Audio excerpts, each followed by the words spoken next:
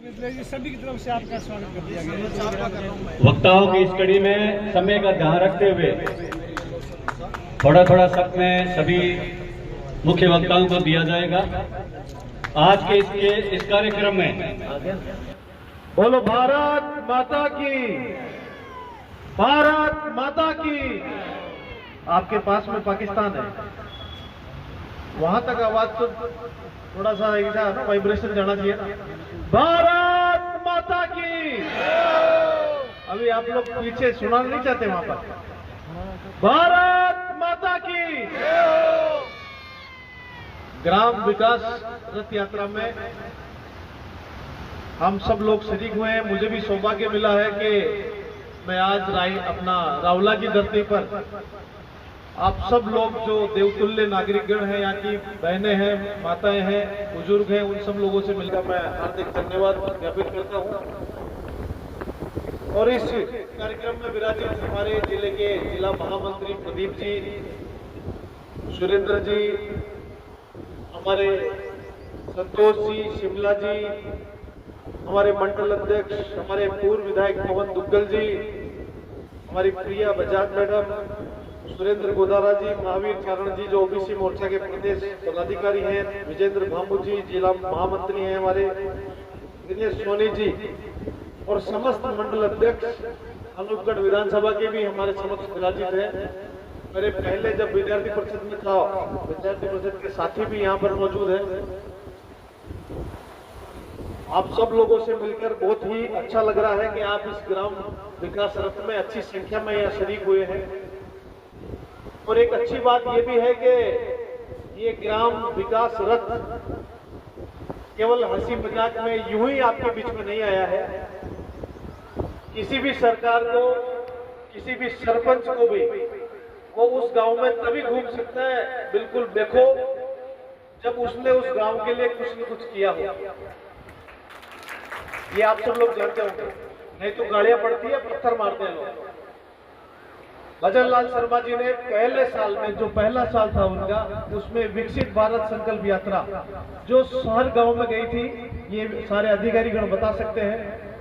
भजन लाल जी का पहला जो साल था उसमें विकसित भारत संकल्प यात्रा आई। और अभी 2 साल जब उनके पूरे हुए तो एक और उनका 2 साल पूर्ण करने पर एक यात्रा तब आई।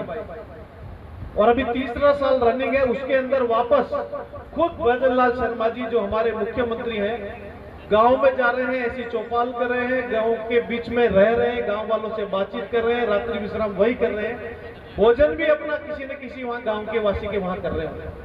तो आप समझ सकते होंगे कि ईमानदारी के साथ जिसने कुछ न कुछ किया होगा, कुछ न कुछ बता पाएगा, वही व्यक्ति उन गांव वालों को फेस कर सकता है। वो जा रहे हैं, इसका मतलब आप समझ लीजिए कि वो मर्द आदमी है, ईमानदार आदमी है और दमदारी के साथ राजस्थान को विकास की कसौटी पर खरा उतरने के लिए लगातार प्रयास करते हैं। दूसरा एक विषय एक और है जो यहाँ पर प्रिंट किया हुआ है, किसान सम्मान निधि राशि बढ़कर अब 9,000। पूरे देश भर में ऐसा कहीं नहीं है। राजस्थान ऐसा राज्य है जहां 6,000 रुपए किसान सम्मान निधि के नरेंद्र भाई मोदी जी ने किसानों के अकाउंट में डलाना शुरू किया। और उससे पहले की सरकारें जो यहाँ पर अभी बोल रहे थे संचालन करता जी, क्योंकि भ्रम का मायाजाल इस क्षेत्र को खराबी करता आया, खराबी करता रहेगा। 6,000 रुपए सीधे किसान के अकाउंट में गए। और उससे पहले भारत का प्रधानमंत्री ये कहता था, इसी देश का प्रधानमंत्री, कि कोई 1 रुपया मैं दिल्ली से भेजता हूं, मुझे नाम लेने में दिक्कत नहीं है क्योंकि ऑफिशियल स्टेटमेंट है। राजीव गांधी जी ये कहा करते थे कि 1 रुपया भेजता हूं, 15 पैसे किसान तक, मजदूर तक पहुंचते हैं जो सरकारी योजना के लाभ होते हैं। तो वो याचक थे, ये खुद दयनीय स्थिति में आ गए थे कि मैं क्या करूं, मैं तो 1 रुपया भेजता हूं 15 पैसे। अरे भैया 1 रुपया आपको पहुंचाना है, आपको ठीक करना है संतंत्र को। नरेंद्र मोदी जी आए और पूरा हंसी का पात्र बने के साथ ये हर व्यक्ति का अकाउंट क्यों खुला रहे। जनधन योजना के तहत कितने सारे अकाउंट, 45 करोड़ 55 करोड़ अकाउंट उन्होंने खुलवाए। तो वो जो 1 रुपया 15 पैसे बन जाता था, आज किसान को नरेंद्र मोदी 6,000 रुपए भेज रहे हैं तो 6,000 सीधा किसान के अकाउंट में आ रहा है। ये झूठ नहीं है, ये सच है, आम किसान जानता है। दूसरा, राजस्थान का जो भजन लाल शर्मा है, मिट्टी का लाल है।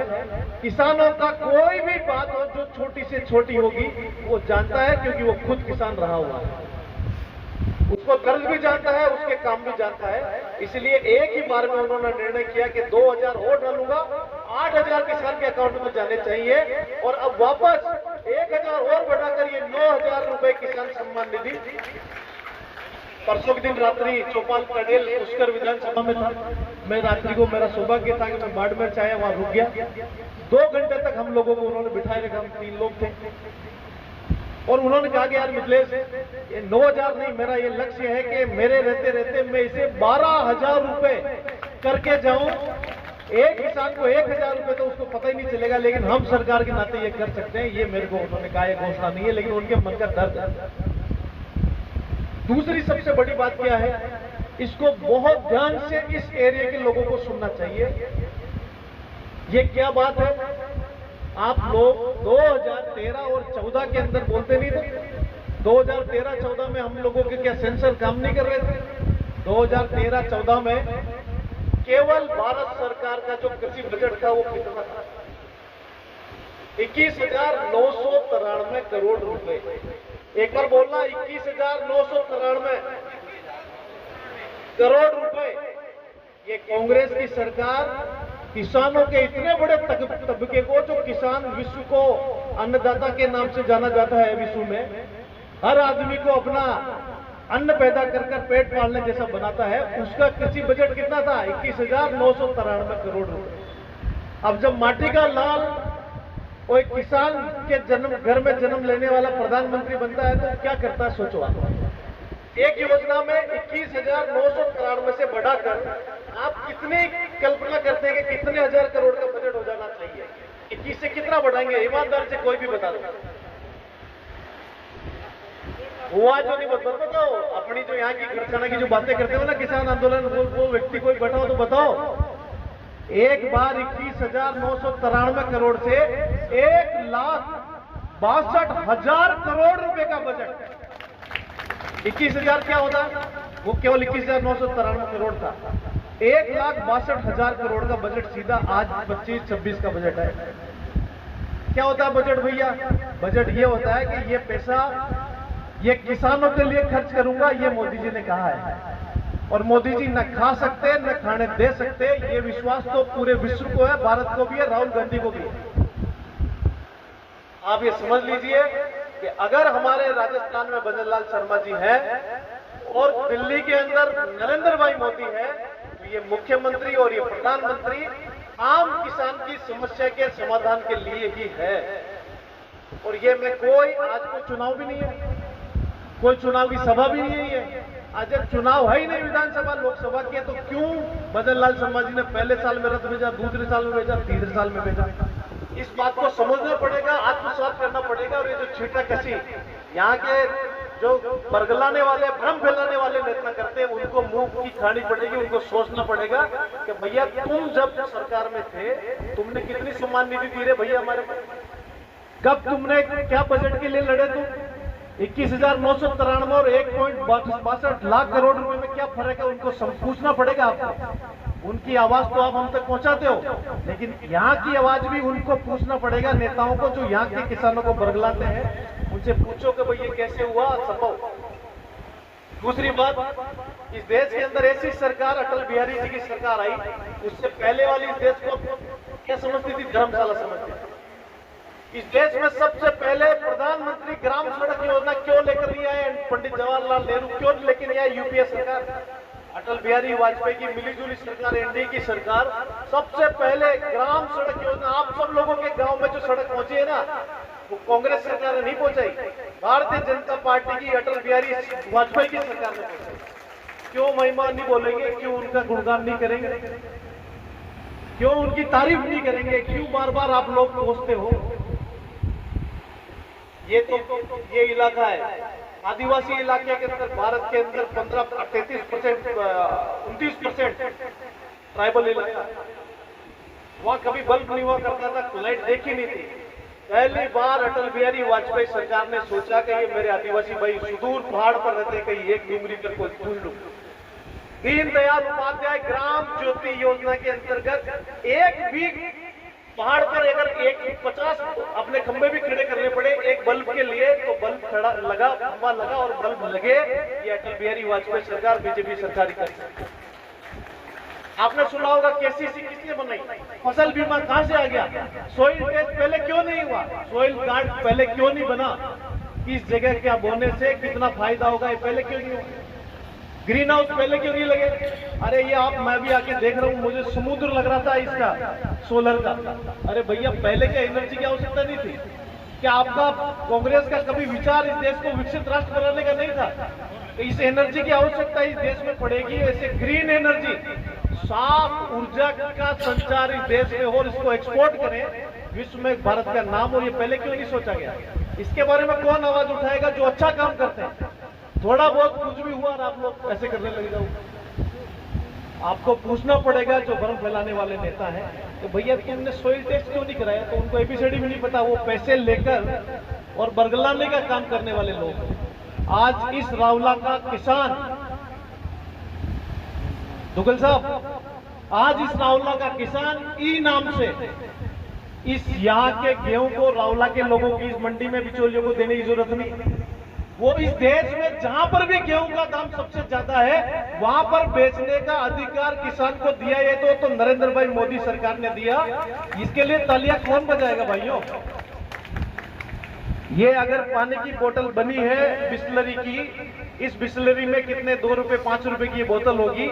जिसने इस बोतल को बनाया उसने उसका दाम निर्धारित किया कि ये 5 रुपए में मार्केट में बेची जाएगी, 3 रुपए में हम रिटेलर को देंगे। ये पेन 50 रुपए का है नहीं, 50 रुपए का मार्केट में मिलता है, 30 रुपए का पेन है, 20 रुपए दुकानदार के लिए। ये इस पेन के मालिक ने निर्धारित किया। आपको मैं जानकारी देकर बहुत दुखी हूं कि पहली बार नरेंद्र भाई मोदी कृषि नीति लेकर आए और वो किसान बिल वापस हुआ, उसमें किसानों को क्या मिलने वाला था, जिसने आपको बरगलाया वो क्या आपका नुकसान करके उसके बारे में सोचना।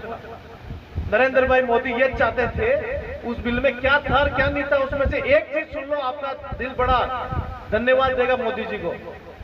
वो ये चाहते थे मेरा किसान जीरा बोता है, मेरा किसान गेहूं बोता है, मेरा किसान मक्का बोता है, मेरा किसान गन्ना बोता है, मेरा किसान जो भी फसलें बोता है उसका दाम निर्धारित करने वाला वो खुद नहीं होता, वो मंडी में लेकर जाता है, मूंग को ऊपर करते हैं और मंडी वाले उसकी बोली लगाते हैं। मंडी वालों के विरोध में नहीं थे, लेकिन किसान के पक्ष में थे कि यार वो जो बोली लगा रहा है तेरे को देना कि नहीं देना, मेरे को जहां पर सबसे ज्यादा दाम मिलेगा वो बेचने का अधिकार तो कम से कम किसान को हो। क्या बरगला दिया? कौन सा आंदोलन खड़ा कर दिया? और सभी मंडियां एज इट इज चल रही थी, लेकिन उन पर एक दबाव बनना था कि किसान को जो 12 महीने किस्मत की, जिसको कहते हैं ना, मार सह कर किसान अपना अन्न उपजाता है, उसको एक, जिसको कहते हैं ना, गारंटी वाला काम था कि ये हम कम से कम ये सोच सकते हैं कि भाई हम हमारी फसल को इतने रुपए में बेचें। ये अधिकार मोदी जी दिला रहे थे, और जिन जिन लोगों ने भ्रम फैलाया वो उनको नरक में भी जगह मिलने वाली नहीं है। आप क्या सोच रहे हैं कि क्या केवल फसल क्षेत्र में, किसान क्षेत्र में ही नरेंद्र मोदी जी लड़े? इस देश के अंदर ये पाकिस्तान बैठा है। आप सब लोग अखबार पढ़ा करते थे, किस प्रकार की बातें करता था, कैसे हमारे यहाँ के सैनिकों के सिर काट कर लेकर जाता था और सिर काट कर उससे फुटबॉल खेला करता था। आज पाकिस्तान की औकात है? भारत पर आंख उठाकर देख ले। चाइना के पास G-20 नामक एक लड़ाकू विमान है और उसका दुनिया में खौफ है कि उसके पास 15,000 किलोमीटर दूर मार करने वाली ऐसी मिसाइल है जो यहाँ चीन में बैठा बैठा अमेरिका के शहर को तबाह कर सकता है। ये उसकी ताकत है। इजराइल कहता है कि मेरे पास आयरन डोम है, मैं पूरा एकदम लोहे का कवर रखता हूँ, कोई भी मिसाइल आएगी मैं हवा में उसको मार दूंगा। अमेरिका कहता है कि मेरे पास बॉम्बर है, मैं कहीं पर भी विश्व में जाऊंगा, कहीं रडार में नहीं आता, स्टील का बना हुआ है, एयरक्राफ्ट में कहीं पर भी बमबारिश करके चले जाएगा। उसको